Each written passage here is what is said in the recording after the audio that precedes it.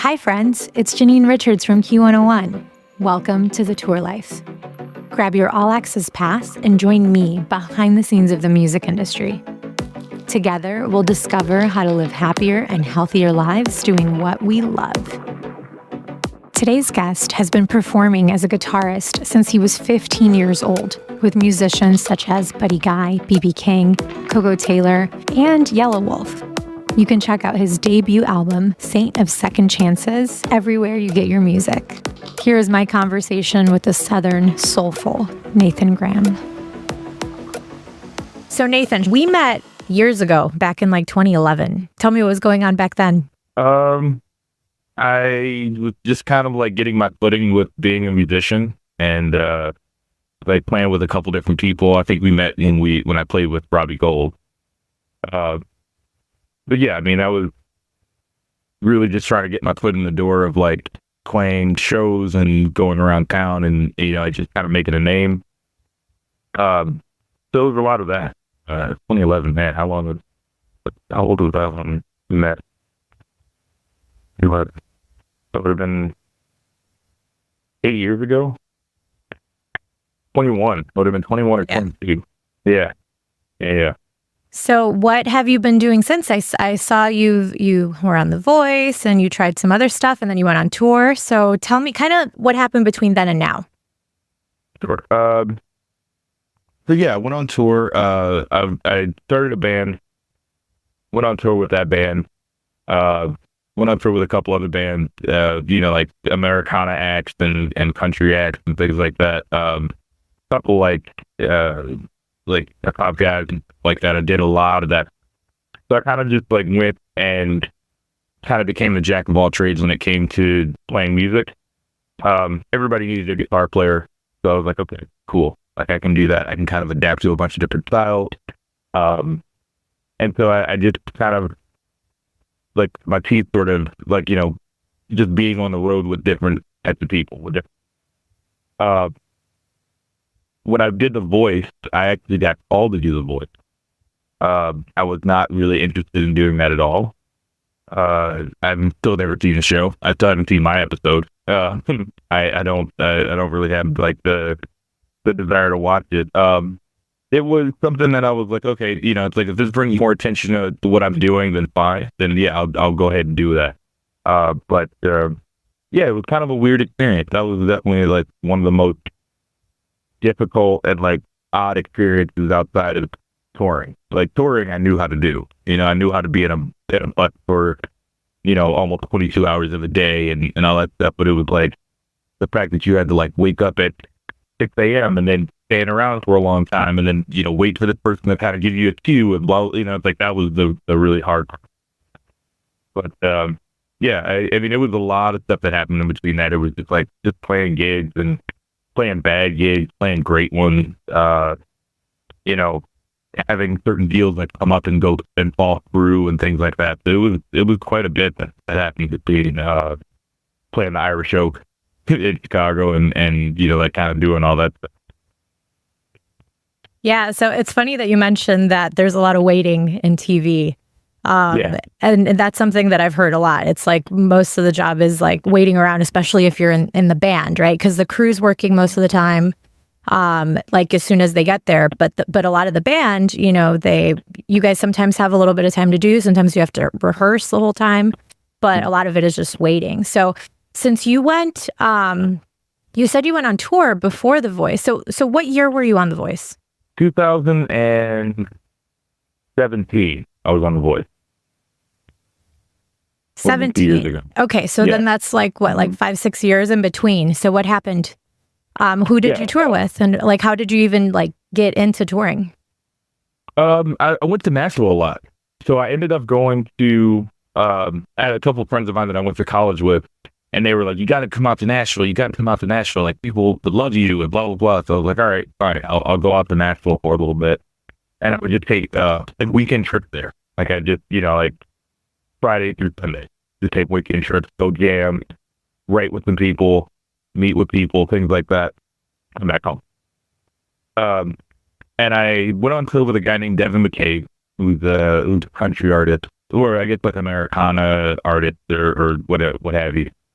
And he was really cool, and that was kind of like the first kind of push into like me being like a touring sort of like sideman for him. And then I got asked to be on the tour with this rapper named Yelawolf. And that was like one of the bigger tours that I've ever done. Like it was like we were on an actual tour bus, and like we weren't just in like a 15 passenger van and like, kind of sweating it out with each other, things like that. It was like we were actually in a real sort of like situation where I was like, oh, okay, I'm on a tour bus, and like there's a rider and there's, all this. I mean, it was still pretty comfortable for me, because even though we were in that situation, or I was in that situation, it still was pretty like Iron Man. You move your own gear, set up, tear down, things like that. So like, that's how I felt with that one. Yeah, I mean, I toured with a couple like R&B singers. One named the first name was just Natalie. That's all it was. And I never actually learned her last name. Trixie Fender, people like that. I play with, like just being on the road with a bunch of different people. So it was like there was a lot of that happened. And then we were in LA, and I guess one of my friends who was the drummer for Trixie Fender knew the casting director for the voice. So he was like this. There's this amazing guy that I know that been in all these bands, and he writes really good songs. And he's a really good singer. You should have him on the show. And so I, once I got that call, I was like, okay, I'll do it. But it was, like for most of that, I was just a sideman, and that's kind of how I wanted to be. I kind of wanted to just do the whole like sideman thing, because that was paying bills and it was fun. So, but now it's kind of gotten to the point where I've kind of shifted gears, where I'm kind of like in the mindset of like, now I want to start writing songs and getting that portion out there, so I can in turn become the producer guy. And because people will be like, oh, he writes great songs and he can produce his own track, so I want him to produce my track. So that's kind of where my focus is right now. So how do you think touring and, working with all the different people you worked with up until now, how did that get you to where you are? What have you learned? I've learned how to be on the road. I've learned how to keep yourself staying on the road.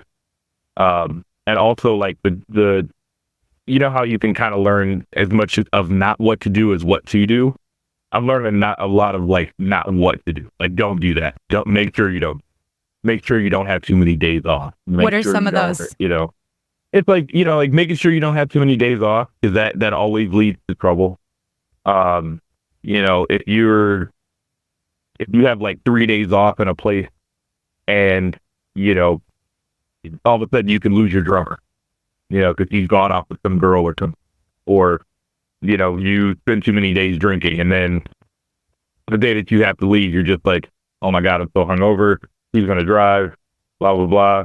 So it's like, now I'm in this, I have that mindset. And then what to do is just like, have somebody on tour that's dedicated to handling money, that's in truck. Have somebody there that's like, that's their job. They handle the finances, they handle the credit card, the band credit card, anything like that. Like, have that person on tour with you that you can trust. Get exercise when you can. Get good food when you can. If they have a rider and they say like, oh, we'll order whatever you want, make sure there's something green on that plate. There's going to be a lot of times where it's like few far in between where you can get like a decent salad or a decent breakfast or anything. It's a lot of diner food, a lot of like McDonald's truck stop. Yeah, something that I've heard is that at first, when you're doing the van tours, right, you send your rider, but you usually don't get what's on your rider. So do you have any stories about kind of like the evolution of that, from going from like a van tour where it's all DIY to to a bus tour? Yeah, I mean, even on the bus tour, we didn't always get what we asked for. It's like, it depends on it honestly depends on how big you are. It's like how big your act. So if it's like a smaller act, they'll get you certain things. Like they'll get you, it's like if you ask for a certain type of alcohol or you ask for water or whatever, like, to be in the green room, they'll get that stuff for you. But there's a lot of times when you'll put something like on there that's ridiculous and they're just like, no, there's no way in hell, and so, like we would put on there, like, I remember a couple of times we couldn't do laundry. So, we would put on there like socks and underwear. And so, like, we would, like, every city we would go to, we would put on there like socks and underwear, socks and underwear, socks and underwear. And only one place got it for her. So we put that on the rider for almost every city that we were in. And we never got it until this one place in Koko Taylor, Idaho got it for her. And it was a small little mom and pop run venue. And they had went to Walmart and got it for her, like socks and underwear. And I thought that was hilarious. So that was really cool. But yeah, it's like there's certain things you're just not getting. Because you couldn't stop and do laundry, and there's no laundry on the bus, Right. Yeah. It's like you have to, like, some of the venues have them, but it's pretty rare.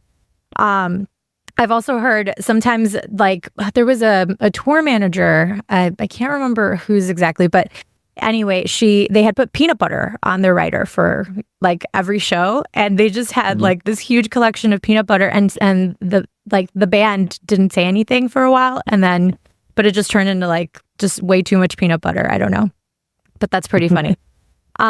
Cool. So riders staying healthy. So how is that, like, finding the time to move?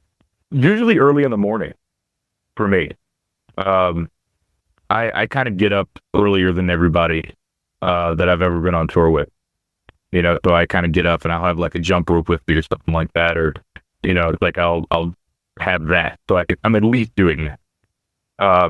Because it's like, you sit in a bus for a long time, or you sit in a van or whatever. It's just that immersion hard, and it gets to the point where I haven't been doing anything all day, so I'll just keep doing nothing. And it also kind of like tires you out in a sense. Bring books also. That's another thing. It's all about keeping yourself occupied when you're on tour. Keeping yourself occupied. Because if you're not, you can get into a lot of bad habits. And that's just not like drugs and alcohol, but it's like you can get into the bad habits of just eating because of the fact that you're bored. Or you can get in the bad habit of just like looking at social media too long, and that's not a great thing to do when you're on tour, because you're kind of watching life move on without you, and that's bad for your mental health. Because you're seeing all your friends like having kids or buying houses and stuff like that, and I'm thinking like, man, I'm sitting in a van with 6 guys and everybody's partying, and it's horrible, like, so.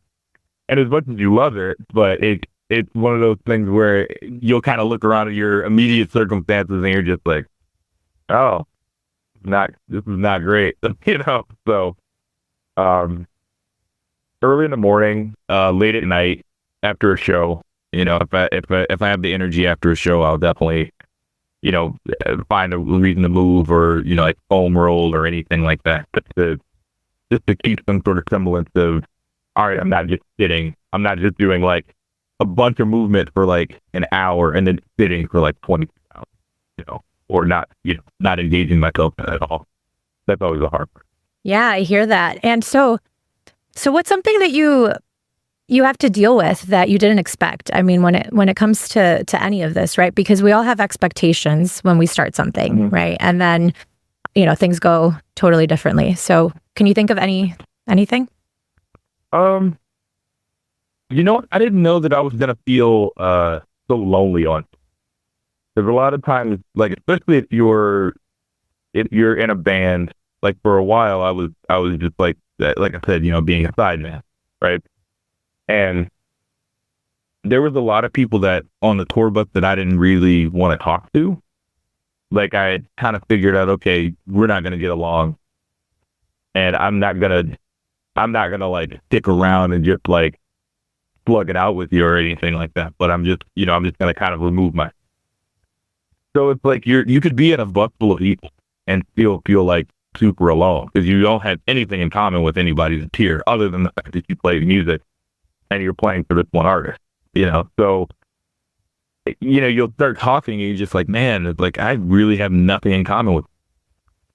And it's just like that's the feeling of like, because it's like a lot of times you'll watch a video and you'll see people on tour and it's like brothers in arms and we're all like in this together and this is great and we're all having fun, and then it's like, oh no, it's not always like that. It sometimes it's just you're doing a job. Like a lot of people don't really see that being a musician is still doing a job, and you're not. Just the same way as you're not friends with everybody that you're coworkers with, it's the same thing with being a musician. It's like but it's like, it sucks because I don't have the luxury of leaving work and then going to get drinks with my friends. It's like if I'm on tour, I'm just there. I'm out there by myself. And if I don't necessarily want to hang out with the people that I'm with on tour, then it's like, all right, then I got to be alone. So that's one thing I really didn't expect. Yeah, I really didn't expect that to be an issue, like feeling that loneliness, but I did. It depends on who I'm going on tour with, and I still do. There's people that, now that I've been on a couple tours with, and we're actually friends, and like we call each other, and, you check up on each other, like if they're out on tour, if I'm out, and, they're back at home, and we're just like kind of checking on each other, like, hey man, just want to see how you're doing. I know you've been out with so-and-so for 2.5 months. Just wanted to see how you, just checking in, blah, blah, blah. But yeah, I didn't really know that. I didn't really realize like you're alone a lot. You're especially going on like tour. Like I've done like some acoustic solo tours, and it was literally just me. Now you're just driving in a van, So it's like, long stretches of driving where it's like you're not talking to anybody. And you're listening to podcasts or listening to books on tape or, whatever. So that's a huge thing. Yeah. And then, I mean, and it's quite the contrast, right? Because people are there to see you. They give you so much attention, but it doesn't really translate, right? No, not really. What about when you get home? It's like, going from having all that attention and being around so many people, even if you still feel lonely, and then coming home, mm-hmm. Do people understand? Like, how is that experience? Post tour depression is definitely a thing, and I don't really think that people have this idea. Okay, if you go on tour, you're going on tour and you're seeing all these wonderful places, right? I don't really get to see all these wonderful places. I get to see these wonderful places through the eyes of a venue and an occasional record store if I get to go to it. So it is work. It really is work. And then when you get home, you have all this pent up energy of like, oh man, I played that really great show and I had this really great reaction and all that stuff. And then you come home and you're just like, well, what do I do now? And then you just kind of go back and like, all right, I got to go get milk. I got to go get eggs. I got to get, like you kind of fall back into that. But it is definitely a moment of, I was watching a interview with a friend of mine who lives in Nashville, and she did an interview with a woman. I can't remember a woman's name, but it's almost as if like you're not contributing anything to society anymore. So you kind of get the depression of, I'm lazy now. Like, I'm a lazy musician or I'm a lazy artist now because I'm not doing anything. I'm not actively on the road, 7 days, 7 days straight playing shows, hammering it in. Now I'm just back at home and you're just kind of waiting for the next thing to come, and if you didn't really save any money from the tour, it's like, touring is not, it's not, you don't get residual money from that. It's like, once touring stops, money stops. So it's like, it's very quickly like, oh no, I'm broke, or, I have to find something to do before the next tour comes on. So, if we have like, a month or 2 months or something like that between tours, you can run out of money really fast. So you like have to do other things and so there's a lot of like that like depression and kind of like fear that kind of steps in when you come home. Uh, and then, it's like on the other side of that, you come home and then, you get to see all your friends again. You get to see, you get to tell people about stories and like, oh man, it's like, this crazy thing happened. We were in Reno, it's like, and you kind of get to tell them that and all that stuff. So it's a mixed feeling. Definitely like mixed, like a little bit of sadness and a little bit of like excited to be with your family and so it's a lot of that. It's really, really jarring. It's like throwing yourself back into cold water, and you're like, oh, I'm here now. I'm back now. It's like I'm waking up in my own bed and I'm making coffee in my own home, and I get to see the cats and I get to see like all that stuff. So it's good and it's bad, and and a lot of people don't really understand it's a strange feeling to kind of put in a word, and people don't understand that. Look, well, you just went on a giant trip. Well, I didn't go on vacation. It wasn't vacation. It's not like I did all this really cool stuff. It was like, and I did really cool stuff because I got to play shows, but it, that's another thing that I get from people who don't like tour or anything like that. Like they'll think, this is just all fun, and it's just like, oh, your life is just one giant vacation. So why do you have to complain? Like, no, it's not really a giant vacation, and like, I still need a vacation from my job, just like you do. It's just the fact that my job required travel and yours doesn't, but, still like, I still need a vacation at some time and to be able to recharge my battery, because it's not recharging. It's like, it's a rough job. Yeah, I definitely hear you. And so it sounds like there's a lot of highs and lows, so lots of extremes. Mm-hmm. So I know that with time, right, you learn things and you sort of figure out kind of what your needs are little by little. So how have you dealt with it from like the beginning? Like how did you deal with it at first? And then how has that evolved into the way that you deal with it now? I dealt with it really unhealthy when I first started. It was super, like I would drink a little bit more when I was at home. I would do stuff like that, and I would kind of like isolate myself from people. But now that I've gotten into it and I kind of figure out exactly what I'm doing, it's like, I embrace people hanging out. Like I start making plans, like, the 2 or 3 days outside of when we're supposed to come home. I start making plans with people like, hey, let's see each other. Let's hang out. Let's go get coffee. Let's go get, dinner, breakfast, whatever.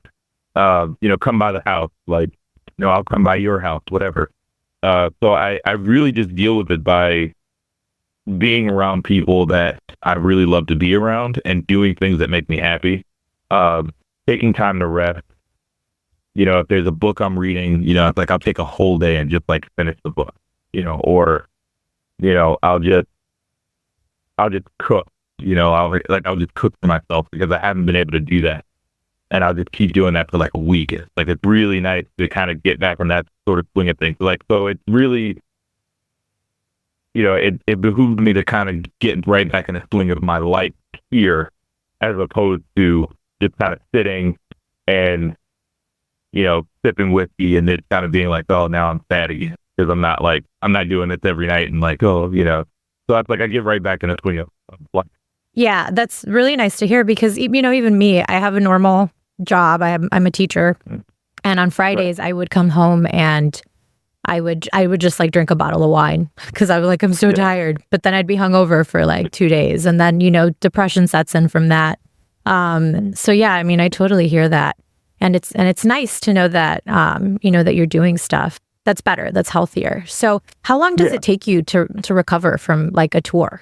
It depends on like how rough the tour was. Like if it was really, like if we did, say we did like 10 shows and we played all 10 shows, like all 10 shows were great. It's probably like a week, but if it was like, if we did 10 shows and like 8 of those shows, it was just no energy. We didn't feel like we did our best. And it seemed like the audience knew that we didn't do our best. It's like it kind of takes me a little bit longer than that, because now you kind of have that moment of, am I doing the right thing? Now it's like trying to get back in the swing of life and questioning your life decision, questioning your career decision. So it's like now I'm like, all right, now I got to do that care and then come back to how I normally kind of get back into the swing of life. So that, yeah, I mean, it depends on how the show's going. And have you gone overseas at all? Yeah. 3 times. How's that? Different. That is so different, and because we here in America, we are just so go all the time. And then when you go to some places in Europe, it's like they are very relaxed about everything.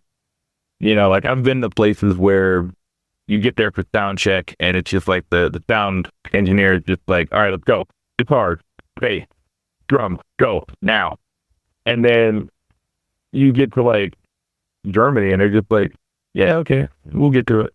It's like it's very like relaxed, to the point of like, now I feel uncomfortable. Now I'm like, are we going to be able to play the show on time? Like, because I feel like we didn't really do anything. But they'll hold doors. They'll just be like, oh yeah, we'll just open them later. Fine. They're fine with it. And they were. And the people were fine with it. They were cool. That's wild. Yeah.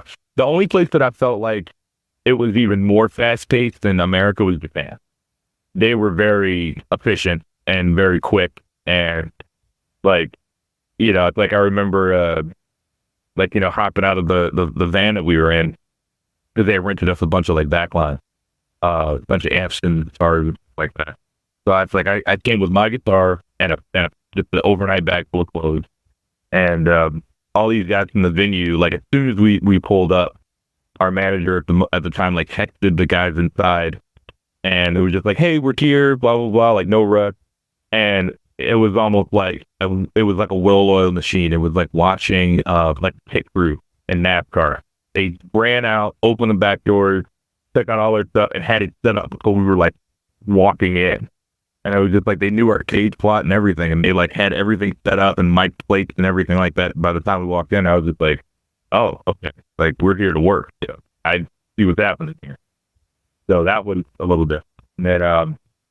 And then the added pressure of flying overseas, like when I never really got the whole jet lag thing, but man, when you fly like to Japan or you fly to like Australia, and that first day is just wrecked. You are so tired, and your body just has not acclimated to anything that happened. The fact that you can fly from Chicago when it's wintertime and then fly across the world to Australia, and it is 95 degrees, just like that, your body's just like, what the hell is going on? What are you doing? And that's where it's another, thing that like actually have some good food, because if your body is like already in shock of like, all right, I've been in the plane for almost 18 hours, and then there's also this new climate, this new, this whole new set of problems, and the different part of the world and everything like that, then your body kind of goes into shock. It kind of has like moments of like extreme exhaustion, where you're just like so sleepy, no energy, drinking a million cups of coffee, trying to like get some sort of semblance of like your, like any sort of like like your neurons firing and at any sort of acceptable level, so you can kind of get through the day. But yeah, that definitely like wrecked. Yeah, that's wild. And then have you ever had to do any like meet and greets after a show, after like doing some wild travel like that? And then figure out how to talk to people? Yeah. Because they're so excited. Like, they're so excited to see you, which is great, it makes me happy to do that. But it's just one of those things where, you're trying to match their energy. They're just like, oh my God, like, I love your show and blah, blah, blah, I love you. And like, I bought all the albums and that. And all you're thinking about is like, I wish I could go to bed right now. I wish I could just like have some tea and just go to bed right now. But you have to like match their energy and be like, oh my God, like, yeah. And it kind of makes me feel like a little fake. Because then I'm like, I really don't want to be here, but it has nothing to do with the people who are talking. It has everything to do with the fact that I am just like dead on my feet and I just want to go to bed. And just like restart and start fresh in the morning. So has that ever happened in like in terms of friendships and relationships, because when you're tired and, you're going through all that stuff, it's got to have some sort of effect. Has it affected you? Yeah, a little bit. I mean, I'm blessed to have a very good support group. Like all my friends and everything like that, they understand exactly what I'm going through. A lot of them are musicians. Some of them just like I've explained this sort of like what I feel to them, and they get it. And they like immediately like, yeah, I could see that. Totally understand. There's some people that I don't really talk to anymore because of the fact that they don't really get how my lifestyle works, and they're still in the mindset that if you're a musician on tour, then everything is taken care of for you, and it's like you shouldn't be complaining and all this stuff, and so a couple of people I had to stop talking to because I was like, you're not going to get what I'm going through. And, it's like, I feel like you're always just going to be upset with me. And I can't really, it's like, I can't stop living the life that how I want to live it because of the fact that you may be a little upset because I can't, hang out with you as soon as I get home. It's like, yeah, sometimes I don't want to, sometimes I'll take a day because it depends on, how many people were on tour. It's like if you're on a tour where you have 5 people in the band, 4 people in the crew, the driver, the tour manager, this guy, whatever, photographers and things like that, you've been around people for, the better part of a month. And you just need that day where you're just like, all right, I need some quiet. I need a minute. And there's some people in my life that haven't really gotten that and kind of think that, I just don't want to be around them. And it's like, it's not that. I just need that moment. I just need that, like day or maybe couple days of just like to be alone and make coffee in my apartment and, watch a dumb TV show. Just like let my mind just get back to it. But for the most part, people get it. People understand, especially when I explain to them like, hey, I'm kind of feeling this way right now. So, it's like, just give me a minute and I'll text you, I'll call you when I'm good. And I always do. So it seems that, communication is something that you figured out is really important when, trying to maintain relationships. When did you figure that out? I mean, did you always know, or did something happen that allowed you to see that maybe you needed to work on that? No, I mean, there was a lot of times where I would like disappoint people, and a lot of them would just say, even friends that I still have now, they would just say, hey man, if you need a minute, that's fine. Like just like communicate with me that that's what you need, as opposed to just like ignoring me or, like whatever. Because that was another bad habit that I had. It was just like ignoring people. Like I wouldn't answer calls or anything like that. Or how I was doing, or how the tour went, things like that. So so a lot of people were just like, "Hey, man, it's like that's cool if you need time, but it's like the only reason I'm asking is because I genuinely want to know, and I genuinely want to see how you're feeling, and just let me know what's going on." That's it. So I was like, "All right, I can do that," and then like right around, I think I was.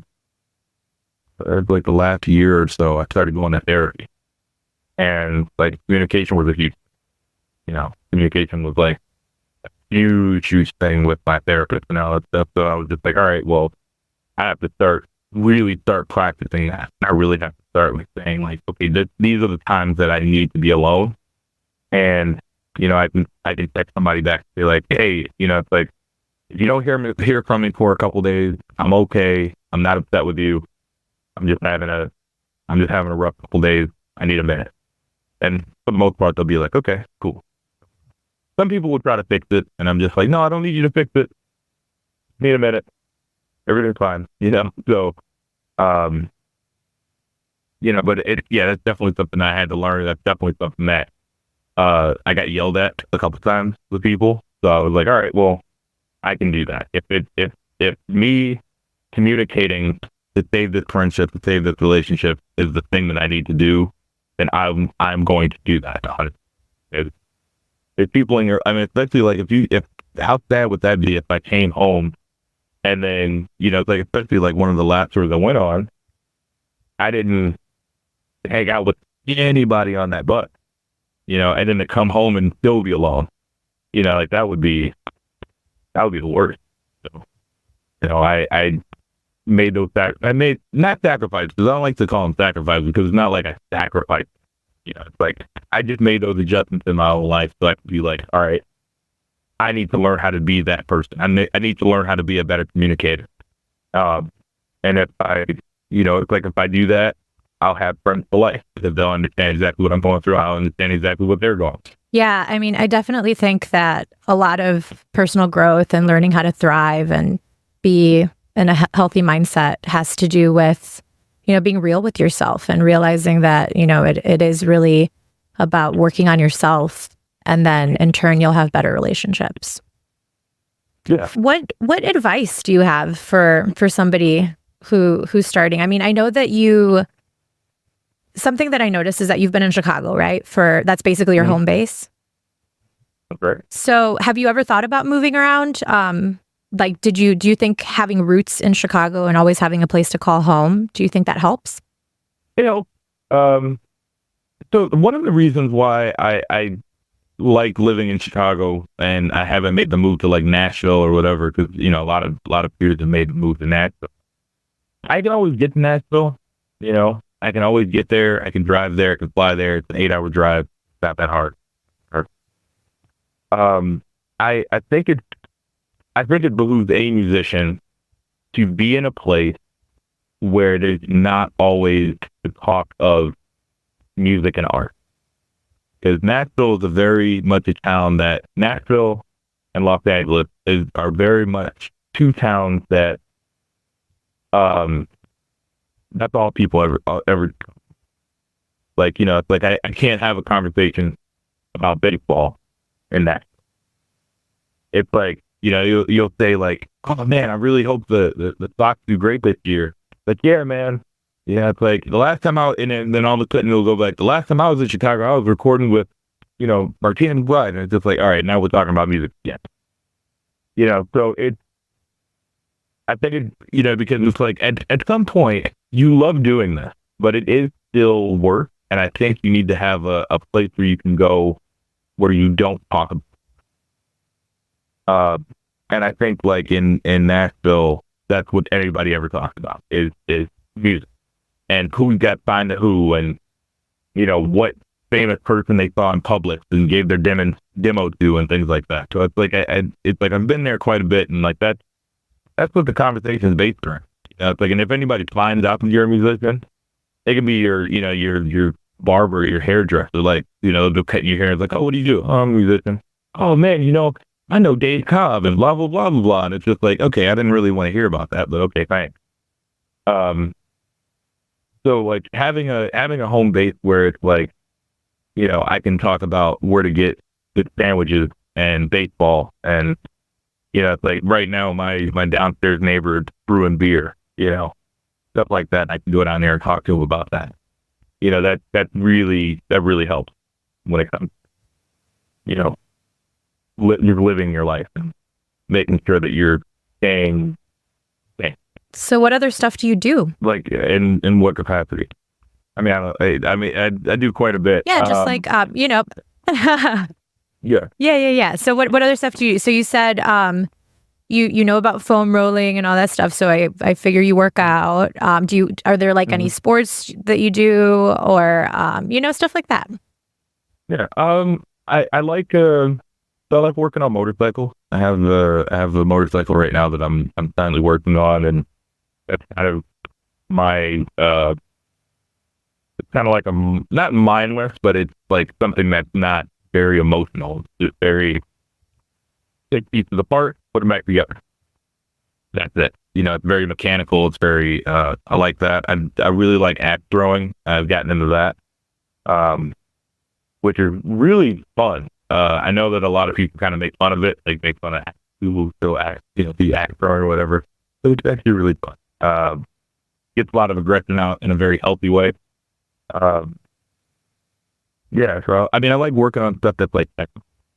So it's like anything that I can kind of tinker around with or whatever. Sort of like what I like doing on my off.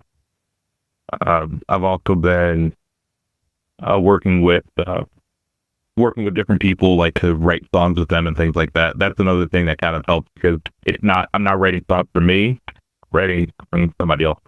Nice. Well, actually, tell me more about this axe throwing thing. Who, like, I know I saw it on TV at one point. Was that your idea, or did somebody go with you? Were they like, hey, let's go through some axes? I got taken on my birthday, my 29th birthday, so last year. Got taken on my birthday, and I like the first time I did it, I kept throwing like bullseye, like every time, kept throwing bullseye. And the guy who ran the place, he was just like, "So do you want to sign up for league, or like, do you want to do that?" And I was like, "Oh, I've never really like been a part of a team. Like I played baseball when I was in high school, but like I just did that because that's what everybody else was doing, and I love baseball, but it's like I wasn't really like a team player." And so I was like, "All right, yeah, I'll try the axe throwing league. Like, that's fine." So it's like Sundays, I would just when I was home for chores or something like that, I'd just go do that. It's like I found another community of people that were really cool, and that was really intriguing to me. And that other level of like, we all do this weird thing. Like axe throwing is the weird thing, but we all have these like other jobs, and I was interested to know about them. They were interested to know about me, so it was like a camaraderie factor of it. The fact that I just get to hurl an axe at a piece of wood, like that felt very like primal and manly to me, which I'm not really that type of guy, but like that moment of just like, oh yeah, I'm throwing an axe, It's like I have a beard and I'm throwing an axe and it's great, and it's throw it and then chug a beer, It's like it was something very like manly and primal and just visceral to me. That I like that. That is super cool. So you're in a league. Yeah. Yes. Wow. That's really cool. I had no idea. I didn't even know there were leagues. Yeah. They're it's actually the Canadian based on the Canadian league. So it's kind of like they have these certain rules, and the most common is the round robin rule. So that basically means that you have to hit each point on each throw. So you get 5 throws, and you have to hit a 1, a 3, a 5, and a 7. And then you have to, and the 7 is this little, it's this thing called the clutch. And it's this little green dot on the top right side of either of the target.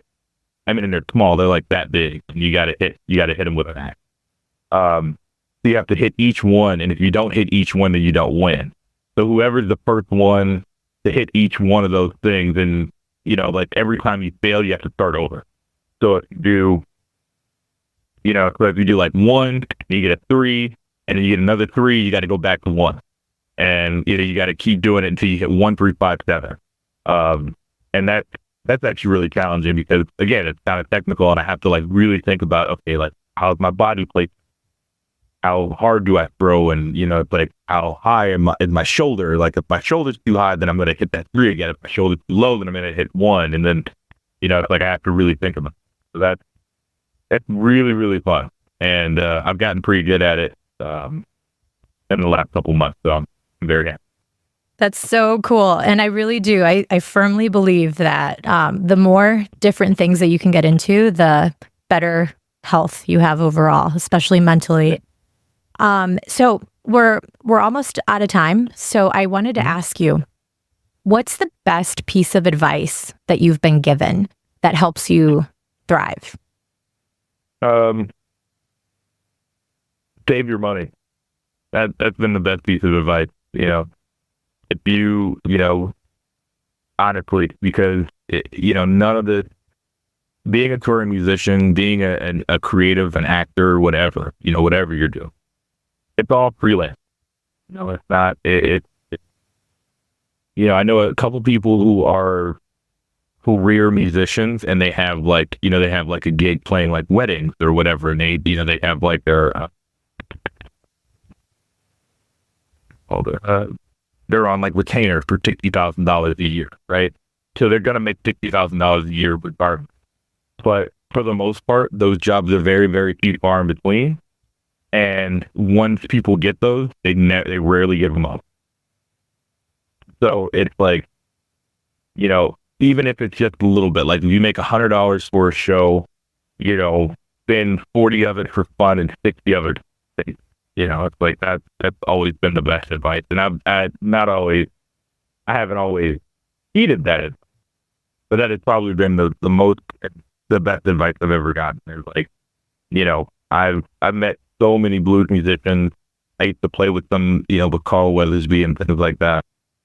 And I met so many guys who have just like made a bunch of money and then just blew it all. It's like that whole like Mike Tyson thing where he, what was that, $40 million in one night or something like that.